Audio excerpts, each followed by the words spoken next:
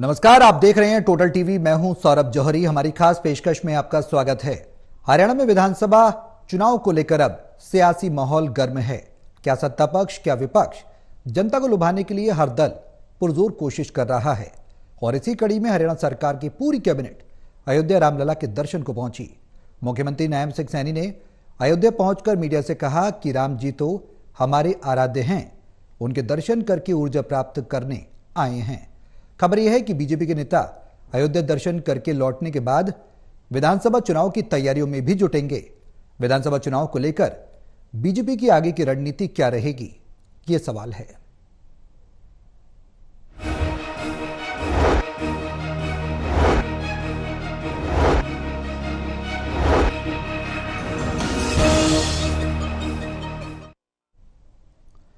तो हरियाणा में अब सवाल यह है कि पूरी कैबिनेट जो है हरियाणा की, वो राम की शरण में पहुंची।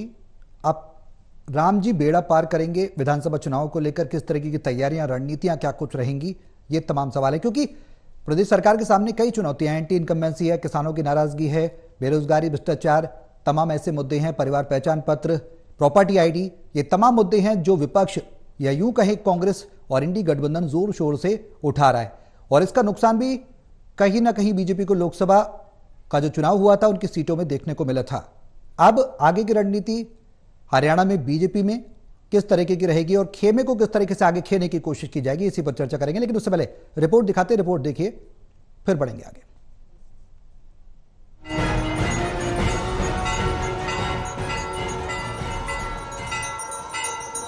राम भक्त अक्सर एक भजन सुनाते और गाते हैं, तेरा राम जी करेंगे बेड़ा पार, उदासी मन काहे को करे। शायद यही सोचकर हरियाणा सरकार की पूरी कैबिनेट श्री राम की शरण अयोध्या में पहुंच गई है। मुख्यमंत्री नायब सिंह सैनी के साथ कैबिनेट मंत्री एक चार्टर्ड प्लेन से वहां गए हैं। रविवार को रोहतक में विधानसभा चुनाव की तैयारी के लिए हुई महामंथन बैठक में ये फैसला हुआ था। आज अयोध्या में भगवान श्री राम के दर्शन करके उस अनुभूति का अनुभव, आनंद आया है। लंबे वर्षों से जो प्रतीक्षा कर रहे थे, हम सौभाग्यशाली हैं। साक्षात आज उस भव्य और दिव्य मंदिर के दर्शन करने का अवसर मिला है। गौरतलब है कि हाल ही में हुए लोकसभा चुनाव में श्री राम ने बीजेपी को अधूरा आशीर्वाद दिया था, क्योंकि पार्टी अपने 400 पार के अलावा बहुमत के लिए जरूरी 272 सीट भी नहीं जुटा सकी थी। इसलिए हरियाणा विधानसभा चुनाव से पहले यहां की सरकार चलो राम के द्वार पर सहमत दिखी। जब 5 अगस्त 2020 को देश के यशस्वी प्रधानमंत्री आदरणीय नरेंद्र मोदी जी ने लंबी प्रतीक्षा के बाद भगवान श्री राम के भव्य और दिव्य मंदिर की जब भूमि पूजन किया था। गौरतलब है कि राम जी के दर्शन के बाद वापस आते ही पार्टी विधानसभा चुनाव की जोर शोर से तैयारी शुरू कर देगी। रणनीति ये भी है कि महामंथन में ये फैसला लिया गया कि कांग्रेस के सेनापति भूपेंद्र हुड्डा को उनके घर में ही घेरा जाए। यानी रोहतक लोकसभा के चुनाव में हार के बाद पार्टी के नेताओं के निशाने पर कांग्रेस के बड़े चौधरी भूपेंद्र हुड्डा ही रहेंगे, क्योंकि मुकाबला इस चुनाव में आमने सामने का है।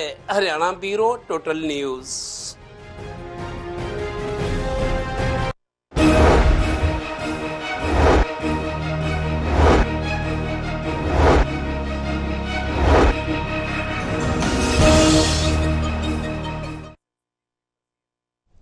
हमारे सहयोगी हमारे साथ मौजूद हैं। हिसार से associate editor doctor Mahesh Kumar, Panipat से एसोसिएट एडिटर देवेंद्र कथुरिया और वरिष्ठ पत्रकार वीरेंद्र सोनी जी।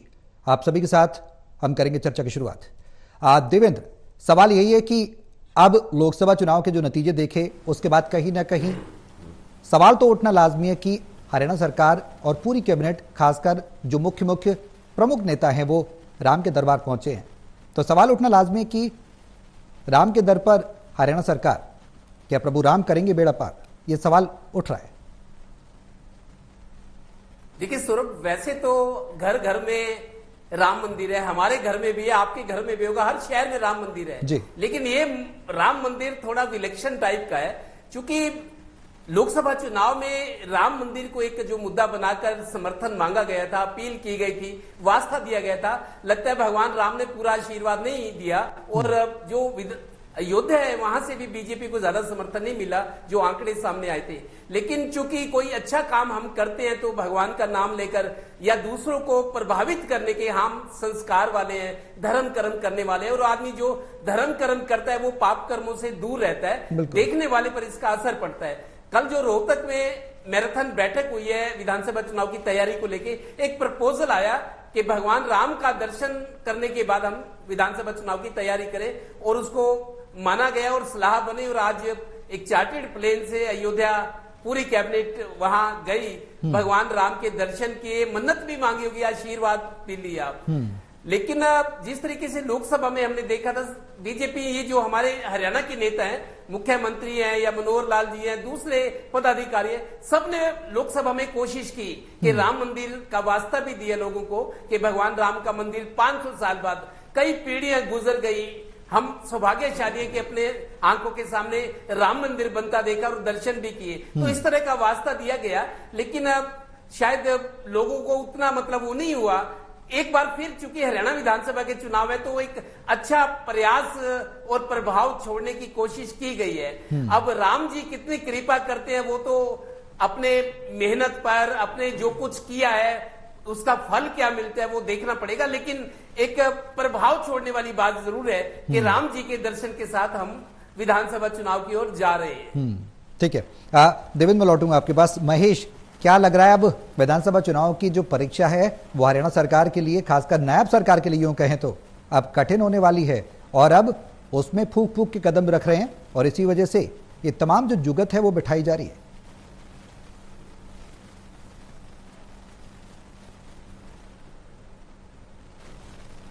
देखिए, बिल्कुल ये बात कही जा सकती है कि भारतीय जनता पार्टी अब असल परिस्थितियों को समझने लगी है। लोकसभा चुनाव का जब से परिणाम सामने आया उसके बाद मोदी लहर की हकीकत का अंदाजा भी भारतीय जनता पार्टी को हो चुका है। इसके अलावा भारतीय जनता पार्टी की अपनी लोकप्रियता और पारदर्शी शासन का जो जिक्र किया जा रहा था, ईमानदार सरकार का जो जिक्र किया जा रहा था, उस ईमानदार सरकार की, उस पारदर्शी प्रशासन की, उस अंतिम छोर तक बैठे व्यक्ति को जिस तरीके से मजबूत करने की बात इन 10 सालों के दौरान होती रही, उस पूरे वायदे की जो हकीकत है भारतीय जनता पार्टी के लोग समझने लगे हैं। दरअसल भारतीय जनता पार्टी गलती कब करती है? जब अति उत्साह की स्थिति होती है, चाहे वो केंद्र के स्तर पर हो यानी मोदी के चुनाव, लोकसभा के चुनाव हो या फिर प्रदेश के चुनाव हो, जब अति उत्साह की स्थिति भारतीय जनता पार्टी के लिए होती है, गलती सबसे ज्यादा उसी वक्त होती है। लेकिन इस बार परिस्थितियां बदली हुई हैं। इस बार भारतीय जनता पार्टी सख्ते की स्थिति में है। उनके चेहरे बता रहे हैं कि बदली परिस्थितियों में अब उनके लिए सब कुछ संभालना आसान नहीं है। अब ये कांग्रेस पार्टी के लिए सबसे बड़ी चिंता बनती हुई नजर आ रही है।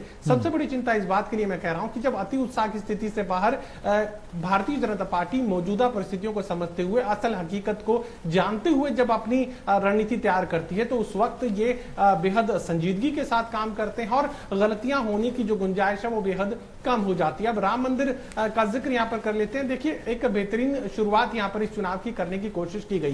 पहली एक तकनीकी खामी जो भारतीय जनता पार्टी हरियाणा प्रदेश से हुई, जो गलती हुई उसे दुरुस्त तुरंत कर लिया गया। पहली गलती क्या थी?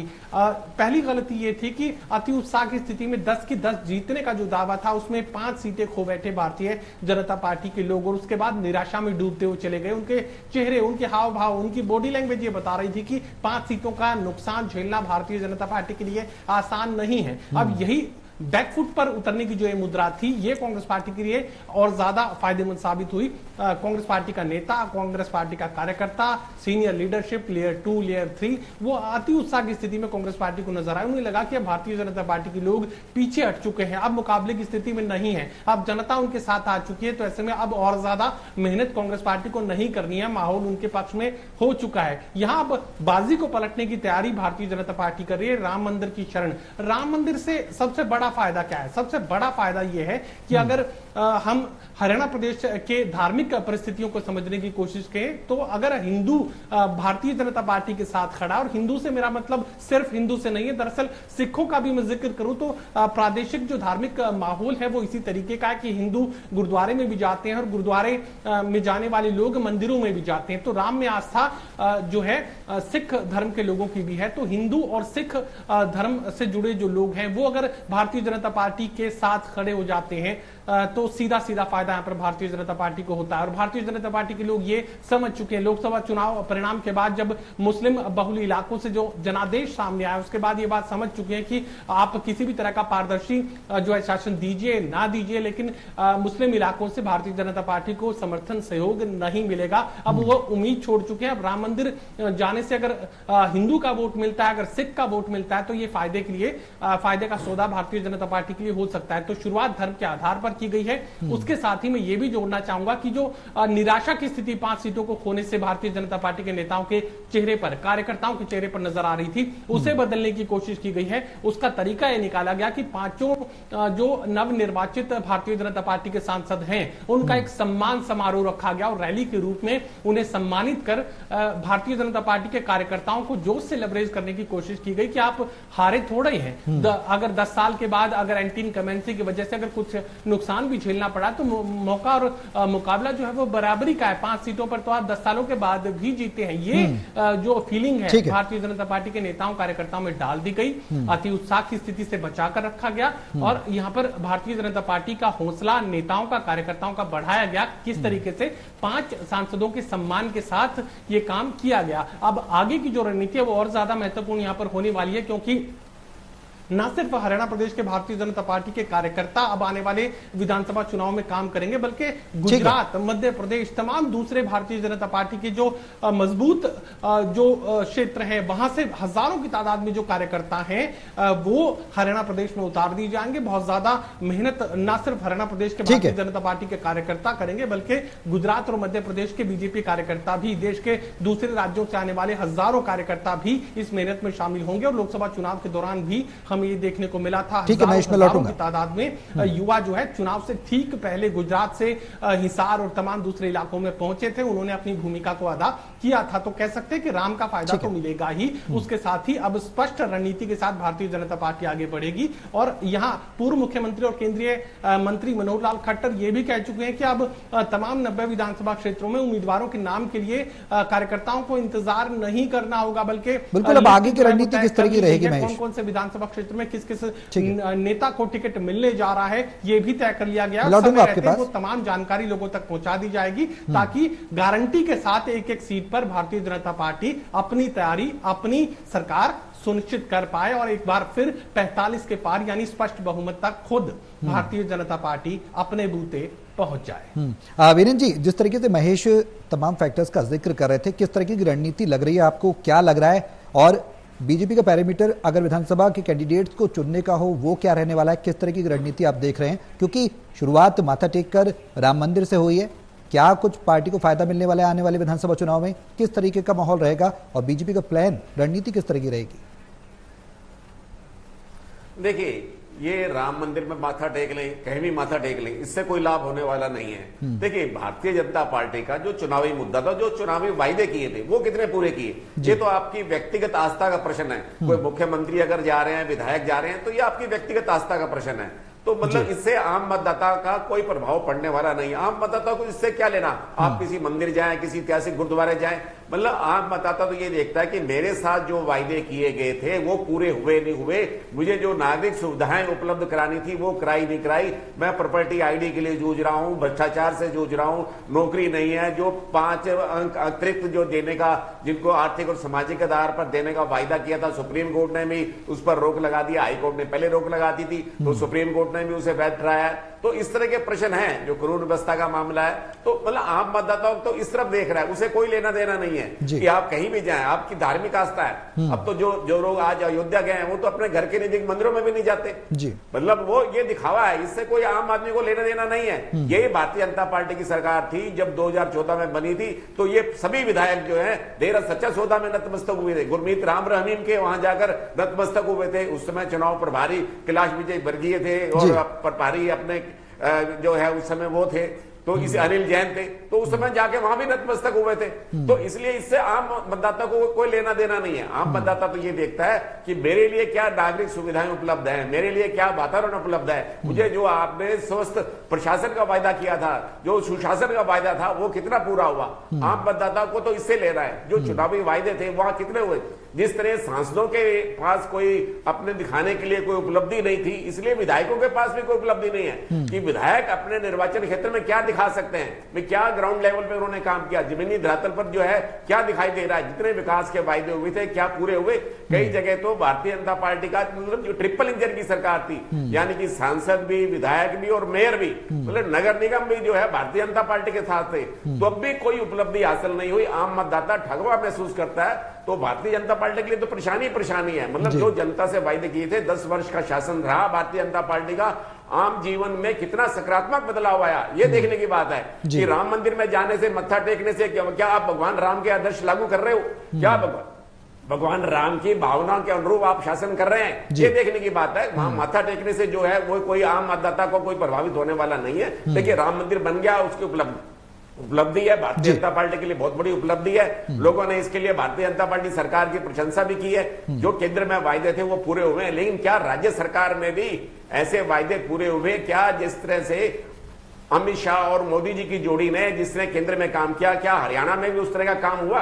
तो ये सब बातें देखने की हैं। ये तो आगे आने वाला विधानसभा चुनाव का समय बताएगा कि भारतीय जनता पार्टी की सरकार मतदाताओं की कसौटी पर कितना खरा उतरती है। बिल्कुल वीरेंद्र जी, रणनीति अब आगे की बीजेपी की किस तरीके की रहेगी? क्योंकि लोकसभा चुनाव से एक झटका तो जरूर मिला है, 5:5 के रेशियो पर 10 लोकसभा सीटों में बीजेपी और कांग्रेस में बराबरी देखने को मिली है। जाहिर सी बात है कि कांग्रेस के जितने भी नेता कार्यकर्ता हैं वो उत्साह से लबरेज होंगे। साथ ही मोरल बूस्ट अप जरूर हुआ है उनका, जनता ने कई विधानसभाओं में उनको बढ़ोतरी भी मिली है, वोट परसेंटेज भी बढ़ा है। अब सवाल यह है कि आगे की रणनीति बीजेपी की किस तरीके की रहेगी, जो कांग्रेस को वो कोप अप कर पाए, उसको टक्कर दे पाए।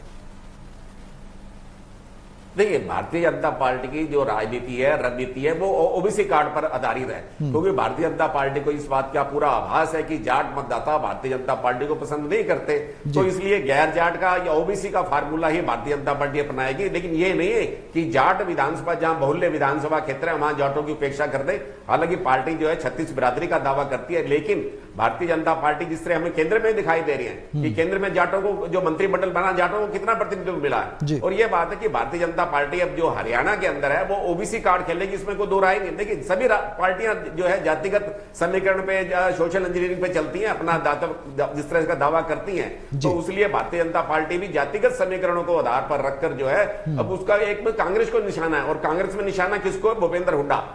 भारतीय जनता पार्टी का एकमात्र निशाना भूपेंद्र हुड्डा है। तो इसलिए भूपेंद्र हुड्डा को टारगेट करके भारतीय जनता पार्टी अपनी रणनीति बना रही है। किरण चौधरी जो है कांग्रेस के अंदर आई है, कांग्रेस छोड़कर भारतीय जनता पार्टी में आई है, तो भारतीय जनता पार्टी भी इसी बात को आधार बना रही है कि किरण चौधरी की उपेक्षा हो रही थी। वो जो जेपी ने किरण चौधरी जाट वसीयत के बारे में जिस तरह की टिप्पणी की, भारतीय जनता पार्टी उसको भी मुद्दा बना रही है। तो भारतीय जनता पार्टी मुद्दा बनाने में कोई कसर नहीं छोड़ेगी किसी भी तरह का। उसको मालूम है कि सत्ता में तीसरी बार जो दोहराने के लिए कोई आसान काम नहीं है।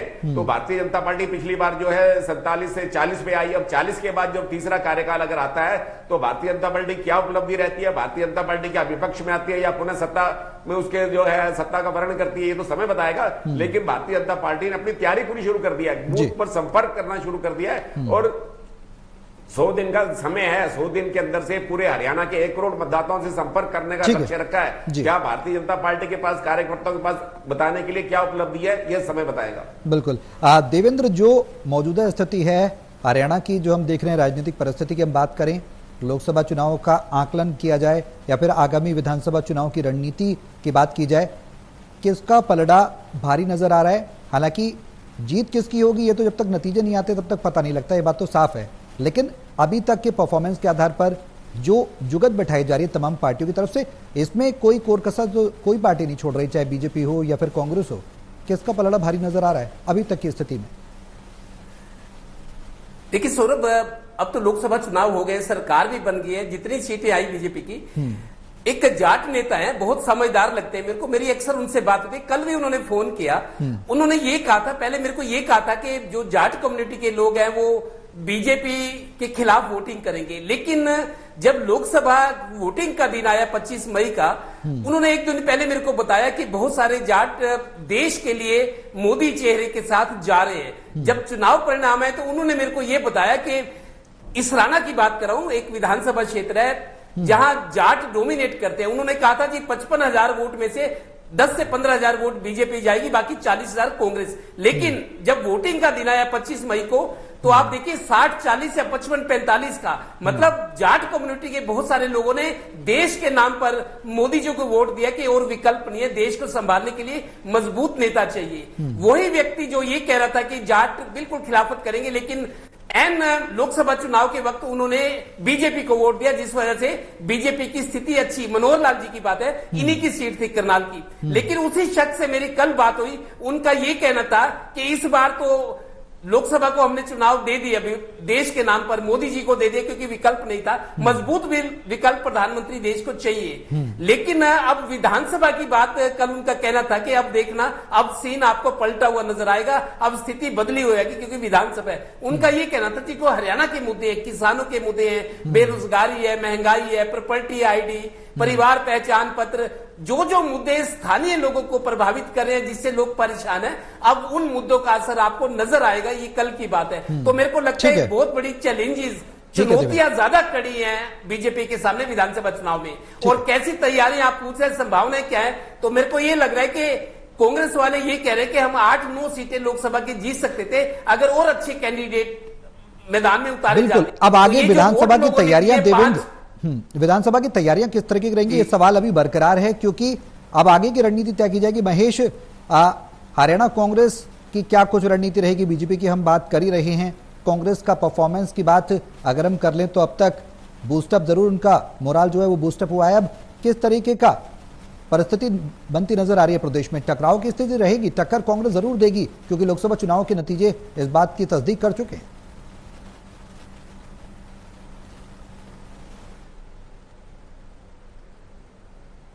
देखिए, बिल्कुल टक्कर का तो जिक्र आप कर चुके हैं, तो उसमें बहुत ज्यादा विस्तार से मैं नहीं जा रहा, लेकिन इतना जरूर कह सकता हूं कि एक एक विधानसभा क्षेत्र में 3, 5, 7 और 10 तक जो कैंडिडेट्स हैं वो कांग्रेस पार्टी ने बना लिए हैं। अब ये 3, 5, 7 और 10 तक कैंडिडेट्स की जो बढ़ती संख्या है, ये कांग्रेस पार्टी को हासिल आखिर कैसे हुई? वजह ये थी कि भारतीय जनता पार्टी की नीतियों से जो नाराज लोग थे, जो मेरे सहयोगी देवेंद्र जी ये जानकारी दे रहे थे कि मोदी के नाम पर तो जाटों ने भी वोट दिया, लेकिन जब परिस्थिति बदलेगी, यानी हरियाणा प्रदेश में जब मनोहर लाल खट्टर और नायब सिंह सैनी के नाम पर वोट मांगने की जरूरत पड़ेगी, तो उस वक्त भारतीय जनता पार्टी के लिए और ज्यादा मुश्किलें और ज्यादा चुनौतियां बढ़ती हुई नजर आएंगी। मोदी को जरूर देश के नाम पर वोट मिल गया, लेकिन क्या देश के नाम पर खट्टर, हरियाणा प्रदेश के नाम पर खट्टर और नायब सिंह सैनी को वोट मिलेगा? यह सबसे बड़ा सवाल था और यह चुनौती भारतीय जनता पार्टी के सामने खड़ी है। फिलहाल यहां चुनौतियां कांग्रेस पार्टी के लिए भी कम नहीं है। बीजेपी की अपनी जो नाकामियां हैं हरियाणा प्रदेश को लेकर, चूंकि बात चल रही है, जिक्र मैं उसी का करता हूं, जो एंटी इनकम्बेंसी यानी सत्ता से जो नाराजगी हरियाणा प्रदेश में लोगों की इस वक्त बनी हुई है, वही कांग्रेस पार्टी की उपलब्धि है।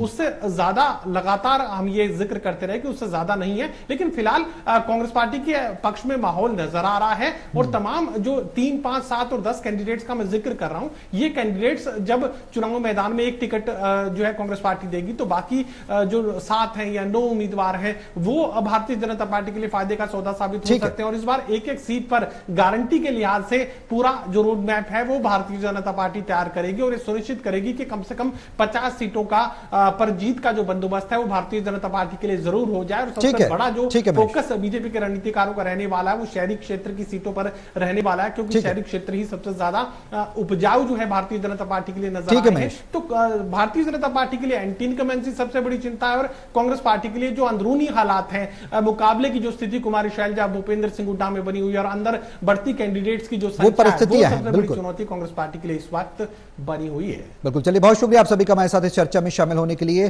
तो राम की शरण में हरियाणा की सरकार पहुंची है, नायब सैनी कैबिनेट पूरा पहुंचा है। अब सवाल यह है कि इसका फायदा आगामी विधानसभा चुनाव में किस तरीके से मिलेगा और जनता क्या भरोसा कर पाएगी, तमाम सवालें देखने वाली बात होगी। कांग्रेस किस तरीके से मजबूत होती, जिस तरीके से लोकसभा चुनाव की रणनीति के बाद उभर कर सामने आई है, क्या विधानसभा चुनाव में भी कांग्रेस पर जनता भरोसा जताएगी, तमाम सवाल है।